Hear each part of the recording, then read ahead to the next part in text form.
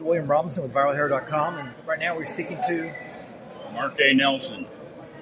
Okay, and what are you best known for, Mr. Nelson? I'm best known for. Depends if you get my police records or not. Just kidding.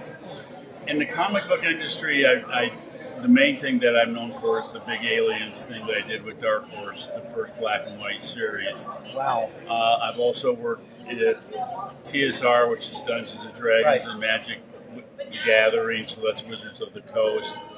And I've also done work for Dover Publications. I did a book on world fantasy building, and I've done a lot of hardcovers for horror people, Subterranean Press, Cemetery Dance. So I'm sort of all over the map. I'm not like one of those people that when you talk to some of the really, like John Romita Jr. here, that worked for 100 issues on a comic. So I do bits and pieces all over. So I kind of have a reputation. I guess I'll use what my dad used to say. Jack of all trades, master of none. Yeah. And my dad used that too at times, so I dig it. Now, you talk about world building, and do you see sometimes with all the technology coming out and all the algorithms trying to process everything, that some of the imagination used in world building now in fantasy is being eroded? Or you think it's making a comeback? It's just like anything else. I remember the big hubbub when the computer came out, and I have to be honest with you, I used to do a lot of marker renderings, and I can do them faster in the computer with the techniques that I know now. Right. Same thing, I color all my comics in the computer using Photoshop. So I always look at things as tools that I can do. The thing I don't like about AI is what you're doing is you're stealing other people's artwork to create images. So, but then an old artist that I know said to steal from one is plagiarism, to steal from many is research. But I'm still an old paper pencil guy, and I'm not really big with the AI. It's hard to compete with that because they can really sit down and they can pull from the whole spectrum of art. And I've seen some stuff that's pretty neat for concept ideas and stuff like that. But I don't know. I really prefer the artist. Right. And along those lines, and it's like looking at your work and other artists' work who've done horror, fantasy type stuff. Even though it might be kind of out there, I feel like there's still some kind of connection because there's a human who did the artwork. Mm-hmm. And I've gone and looked at some AI stuff, and it was very benign, like a reinterpretation of a character, a very sweet scene. Sometimes it wigs me out because the way the computer interprets human form. And I hate to use the term uncanny valley, but sometimes that weirdness that should be human, but it's not, is there. Do you think, is it because we know a human drew it, we feel that connection to the artwork, and that's the crux there, or? One thing too is like AI, they still have problems with the hands where people will end up with 7 six fingers and all this other kind of stuff. But, to put it bluntly for me, it's something that is out there. It's something I have to compete against. Right. And, you can say, oh, I don't like it and it's wrong. But, I go, okay, what do I got to do to up my game so I can be better yet? So people don't want to use AI, they want to use me. It's always been a fight as a freelancer to get work and find new clients and bring that in, to what you're doing. So, I look at AI as it's here. I don't know how long. I see things on the news thing that AI is starting to drop down. They're not using it as much because of this and that. And that's great news to me. But, on the other hand, I still have to produce my work and produce what I'm doing. Right. And, with the comic book work, it's pretty complex, and AI just can't deal with some of that stuff. Right. So, I don't know. I always have people that say, well, you don't have to worry because AI can't copy your pen and ink work. But then I go, yeah, but not many people are doing black and white pen and ink work because everything is color now. Right. So it's like anything else. The marketplace goes up, it goes down, it changes. and you just got to survive and roll with those waves, hopefully. Right. Well, you just mentioned marketplace changes. And Nope. it's okay. Might have a problem, but please stand by. Oh, we're good now. Okay, now with like young people now are beginning to go against technology now. You see flip phones being readopted by young people now, and not the film-covered flip phones full screen, old school flip phones. You see them trying old skills again. Do you see that kind of perception coming back towards old school art techniques as well? Well, the interesting thing is I've seen a lot of people and talking to a lot of people that do magic cards that used to do them digitally, right. And they're saying I want to do them now physically with oils or acrylics or paint and that because they want to have a product they can sell. Because like if you sit down and you do a digital print, people are, it's a print. But in one sense, that's the only way that exists because it is. You've got an electronic file, and the printed out is now that's what it is. So, and a lot of artists I've talked with, they're going back, as I said, they're working in oils, they're working in acrylics, or sometimes they'll start a painting in acrylics and then finish it, in the computer using Photoshop and things like that. So, again, it's one of the things I can probably find 10 people that are, wanting to go back and make traditional paintings, and I can find 10 people that go, why? And you can find 10 people that go, I'm going to quit art and I'm going to become a rotisserie chicken man or something.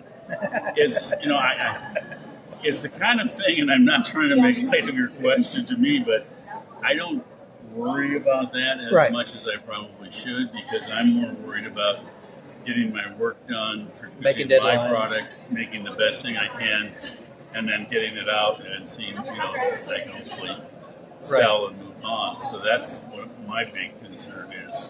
Now, when you're doing and looking at your artwork and the creations you come up with, is it easier to reproduce an army of darker creatures, or is it easier to come up with more benign type creatures when you're playing with stuff?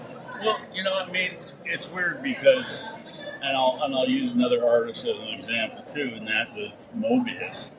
Mobius could sit down and draw pretty terrifying stuff, but at the same time, he could draw some pretty humorous stuff. Right. And I think that's, when you get up, there's days I get up, you feel kind of humorous and funny. You may do a humorous drawing. And some days you get up and you're kind of bleak and you do a bleak drawing. Sometimes it's different for me because with all the monsters and the monster manuals I've done, you look at people like Ian McKay, whose work has a very strong believability and things like that, and then Terrell Whitlatch, who designs all these beautiful creatures.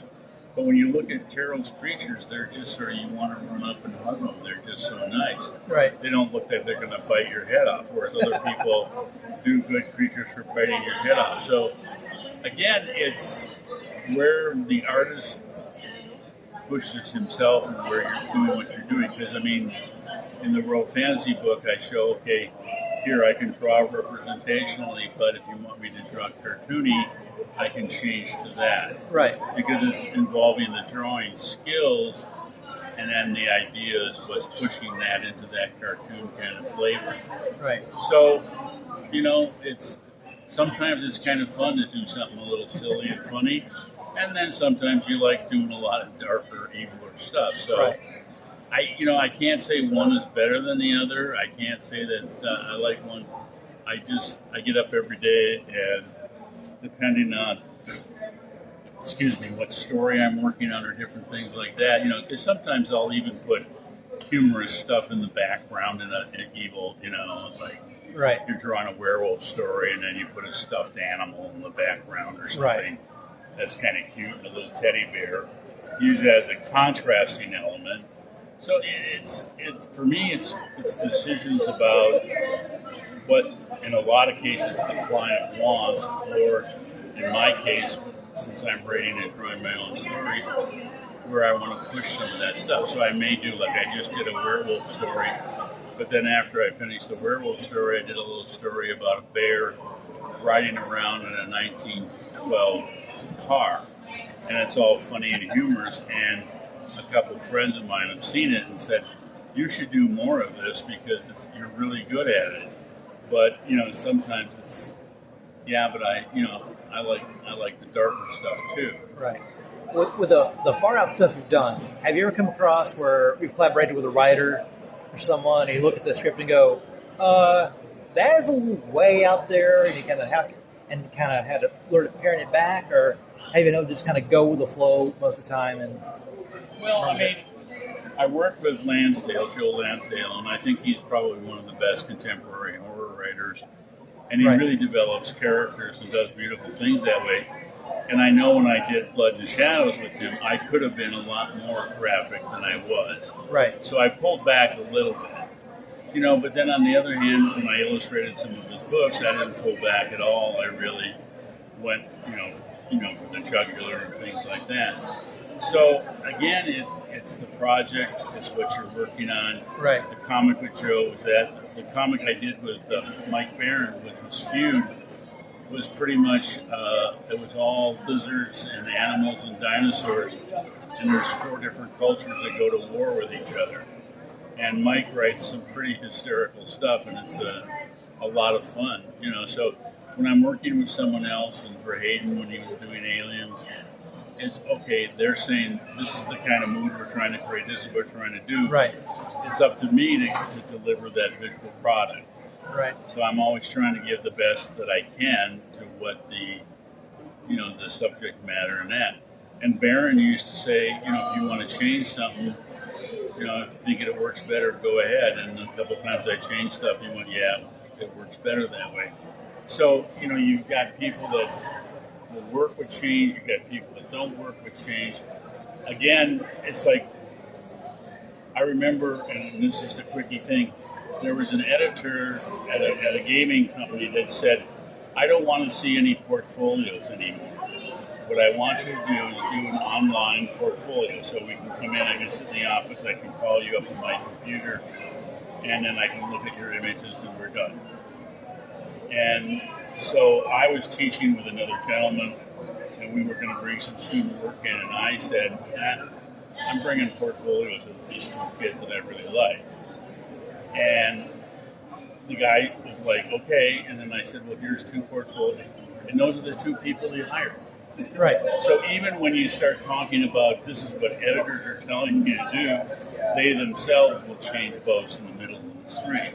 Yeah, so, when people keep thinking that there's this consistent, when I first got into comic books, you could actually come to a comic show like this and there'd be 3 or 4 editors looking at portfolios trying to get you.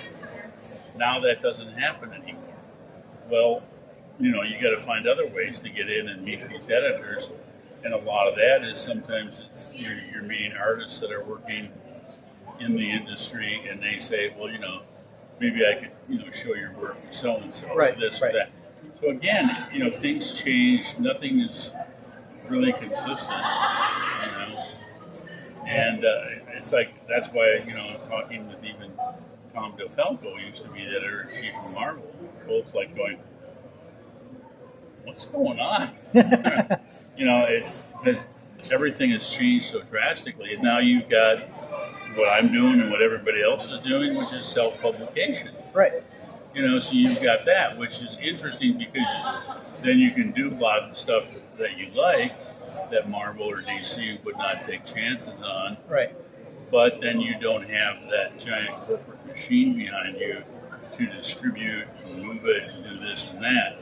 But then all of a sudden, if you're lucky and you have a friend or someone that's working with you that can handle all that, then that's great because you can make your art.